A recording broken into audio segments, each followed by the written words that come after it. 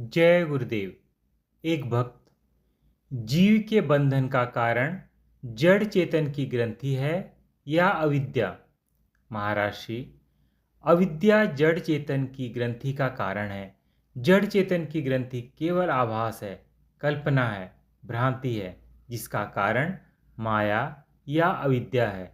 जड़ चेतन की ग्रंथि की निवृत्ति के पश्चात भी भ्रांति पूर्णतया निवृत्त नहीं हो जाती, केवल एक भ्रांति निवृत्त होती है।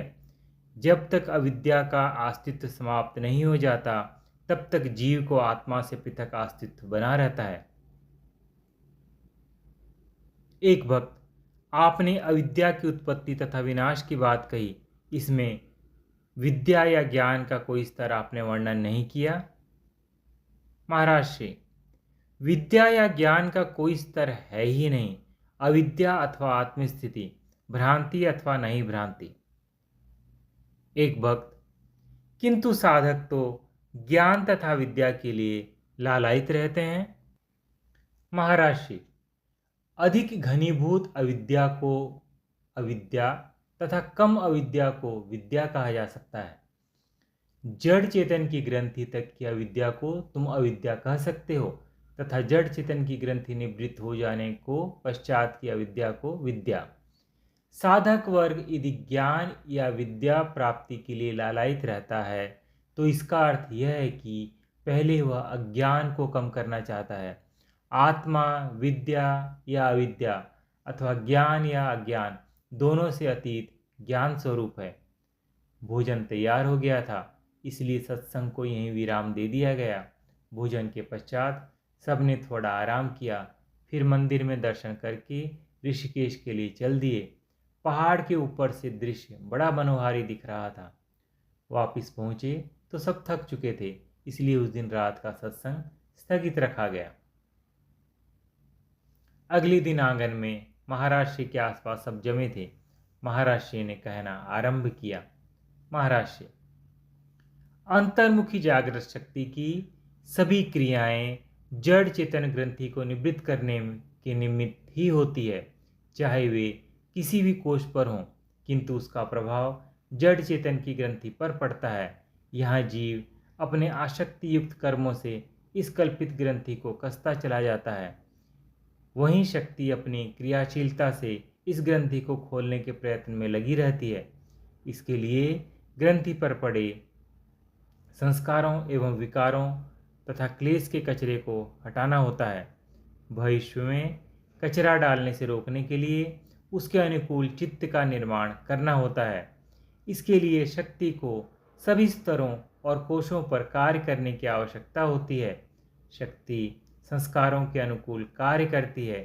स्थूल संस्कारों को स्थूल क्रियाओं के रूप में, अन्नमय कोश को शारीरिक स्तर पर, प्राण के संस्कारों को प्राण के स्तर पर, मानसिक संस्कारों को मानसिक क्रियाओं के रूप में, मनोमय कोश के स्तर पर तथा अभिमान और कर्ता भाव के सूक्ष्म संस्कारों को सूक्ष्म क्रियाओं के माध्यम से विज्ञानमय कोश के स्तर पर अपनी क्रियाशीलता से क्षीण करती है। भावना के संस्कारों को भाव के रूप में उभार कर हृदय में क्षीण करती है। प्रत्येक क्रिया के साथ जड़ चेतन की ग्रंथि पर पड़ा संस्कारों वासनाओं का जमा हुआ कचरा साफ होता जाता है तथा ग्रंथि की काल्पनिकता और भ्रम की निवृत्ति का मार्ग प्रशस्त होता जाता है। एक भक्त, जिस प्रकार शुद्ध आत्म तत्व से आनंदमय कोश पर आनंद एवं चैतन्यता प्रतिबिंबित होते हैं, आनंदमय कोश से आनंद एवं अविद्या प्रतिबिंबित होते हैं, तो क्या विज्ञानमय कोश से मनोमय कोश पर भी कुछ प्रतिबिंबित होता है? महर्षि, जब दो कोश परस्पर समीप आते हैं तो दोनों पर कुछ न कुछ प्रतिबिंबित होता ही है। विज्ञानमय कोश से मनोमय कोश पर आत्मिक आनंद तथा चेतना के अतिरिक्त अपने अंतर में विकसित अभिमान तथा कर्ता भाव की भी छाप पड़ती है। विज्ञानमय कोश में संचित संस्कारों तथा वासनाओं का भी प्रभाव पड़ता है। जड़ चेतन की ग्रंथि भी चेतनता के मिथ्याभिमान का आभास देती है। इस प्रकार विज्ञानमय कोश से मनोमय कोश पर कई बातें अपना प्रभाव डालती हैं। मनोमय कोश भी जगत का ज्ञान, सुख दुख की अनुभूति आदि के संस्कारों से विज्ञानमय कोश के संस्कार क्षय रूपी भंडार को भरने में लगा रहता है। नीचे के कोशों में उतरते जाने के साथ आत्मिक आनंद में कमी तथा विद्या के प्रभाव विस्तार में वृद्धि होती जाती है। जो आनंद आत्म स्थिति में है वह आनंदमय कोश में नहीं, आनंदमय कोश का आनंद विज्ञानमय कोश में और भी कम हो जाता है तथा मनोमय कोश में पहुंचने पर आत्मिक आनंद विषयी आनंद भासित होने लगता है। मनोमय कोश में आत्मा तथा जगत दोनों ओर का ज्ञान तथा आनंद अपनी छाप डालता है। सूक्ष्म ज्ञान इंद्रियां सांसारिक घटनाओं का ज्ञान अंतर में निरंतर उड़ेलती रहती हैं। विषयों, पदार्थों तथा विभिन्न जीवों से सतत संपर्क बना रहता है। मन बहिर्मुखी होने से जगत को अधिक महत्व देने लगता है। धीरे धीरे मन, आत्मा उसके अनुभव के प्रति एकदम उदासीन हो जाता है तथा जगत को ही सर्वस्व समझ बैठता है। आनंद एवं आत्मिक ज्ञान नीचे दब जाता है। मन पर विषयानंद का आधिपत्य हो जाता है। मनोमय कोश में अनुभव होने वाला विषय आनंद क्या है? यदि विचार किया जाए तो यह भी एक कल्पना है, आभास है, धोखा है। जब विषय जड़ है तो भला उनमें आनंद प्रदान करने की सामर्थ्य कैसे हो सकती है? सूक्ष्म ज्ञान इंद्रियां जगत के जिन विषयों का ज्ञान लेकर मनोमय कोश में लौटती हैं वह आनंद रहित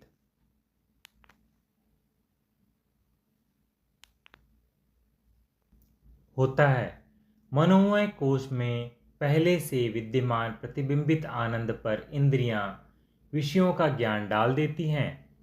तब आत्मिक आनंद विषयों के ज्ञान में से छन छन कर मनोमय कोश में आनंद प्रकट करने लगता है।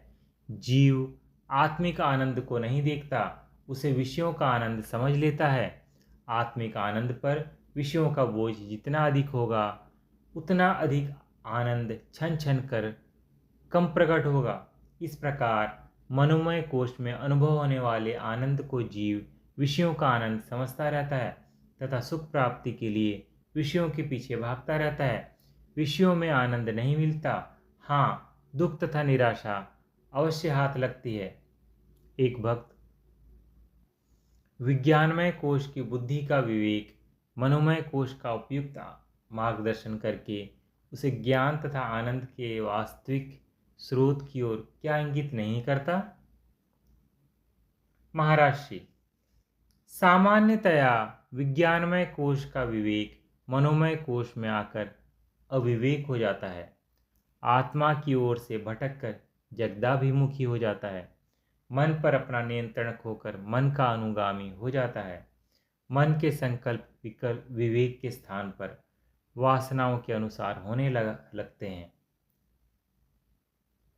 मनोमय कोश विज्ञानमय कोश स्थित कर्माशय रूपी भंडार को नए नए संस्कारों से भरता रहता है। विज्ञानमय कोश में विद्यमान जड़ चेतन की ग्रंथि रूपी कारण मनोमय कोश को अशक्त बना देता है। एक भक्त, आपने ऊपर के तीनों कोशों का वर्णन किया, उनके कार्यों का बखान किया, इसमें शक्ति की कोई क्रिया नहीं आई? महर्षि,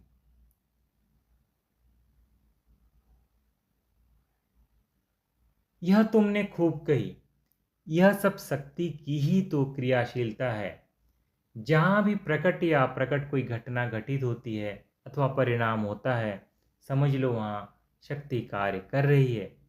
क्या आनंदमय कोश में शक्ति के संयोग के बिना अविद्या उदय हो सकती है? या विज्ञानमय कोश में जड़ चेतन की ग्रंथि संभव है? अथवा अभिमान या कर्ता भाव खड़ा हो सकता है? संस्कारों का संचय या संस्कारों या वासनाओं का रूप ग्रहण करना सब शक्ति की ही क्रिया है। इसी प्रकार मनोमय कोश में मानसिक संकल्प विकल्प हो, ज्ञानेंद्रियों तथा कर्मेंद्रियों का अन्नमय कोश के माध्यम से जगत में चंचल होना हो, सूक्ष्म ज्ञानेंद्रियों का मनोमय कोश में विषयों का ज्ञान प्रतिबिंबित होना हो, या मन का आत्मिक आनंद को विषयानंद का रूप प्रदान करना हो, सब शक्ति की ही क्रिया है।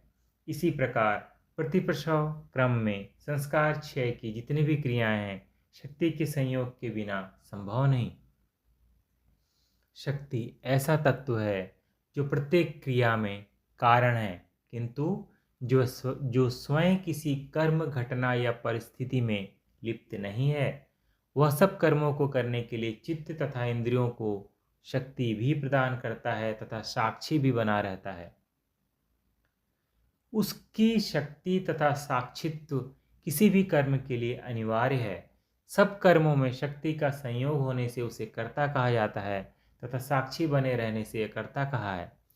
उसके संयोग के बिना किसी कर्म का फल भोग पाना भी संभव नहीं, इसीलिए वह भोक्ता भी है तथा उसका कोई कर्माशय भी नहीं है। उस पर सुख दुख का कोई प्रभाव नहीं है, इसीलिए वह अभोक्ता है। शक्ति सब क्रिया करती है पर सभी क्रिया से न्यारी है। वह सब रंग में है पर उस पर कोई रंग नहीं चढ़ता। वह हर देश में है पर सीमाओं से परे है। हर काल में है पर काल उसे छू नहीं सकता। ऐसी है वह अलौकिक शक्ति। जय गुरुदेव।